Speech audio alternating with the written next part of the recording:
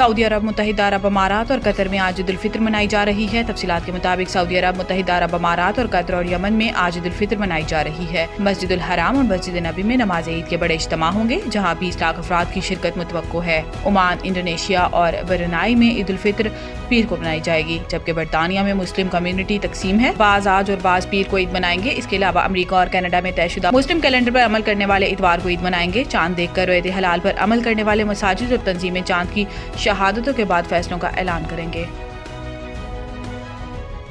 शवाल का चांद देखने के लिए मरकजी रोयत हलाल कमेटी का इजलास आज होगा। मरकजी रोयत हलाल कमेटी के इजलास की सदारत चेयरमैन मौलाना अबुल खबीर आजाद करेंगे, जबकि वाई रोयत हलाल कमेटियों के इजलास अपने अपने इलाकों में होंगे। पाकिस्तान के स्पेस इदारे स्पार्को का कहना है कि शवाल का चांद गुज़िश्ता रोज पाकिस्तानी वक्त के मुताबिक 3:58 पर तश्कील पा चुका। इतवार को गुरूब आफ्ताब के वक्त चांद की उम्र तकरीबन 27 घंटे होगी। आज पाकिस्तान में शवाल का चांद नजर आने का कवी इम्कान है। पाकिस्तान में बोहरी कम्युनिटी भी आज ईद उल फित्र मना रही है, जबकि अवामी नेशनल पार्टी के सरबराह इमल वली खान ने भी आज ईद मनाने का ऐलान कर रखा है।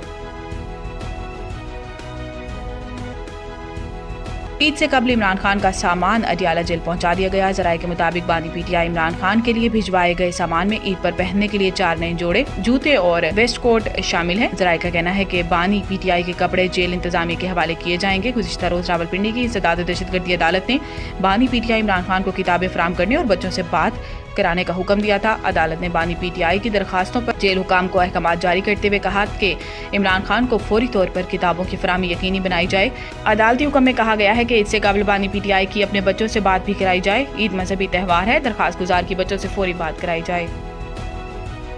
पाकिस्तान ने भारतीय वज़ीर ख़ारजा की अक़लियतों के साथ नारवा सलूक के बयान को मुस्तरद कर दिया। तर्जुमान दफ्तर ख़ारजा शफ़क़त अली खान ने कहा कि भारत में अक़लियतों पर रियासती जबर के शवाहिद मौजूद हैं। अक़लियतों के खिलाफ वाक़यात हुकूमती अनासिर की मिली भगत से होते हैं।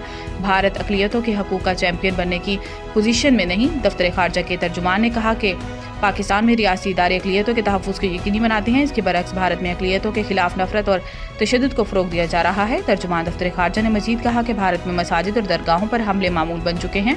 भारतीय हुकूमत दूसरों पर तनकीद की बजाय मुसलमानों समेत अपनी तमाम अक़लियतों के तहफ़्फ़ुज़ को यकीनी बनाए।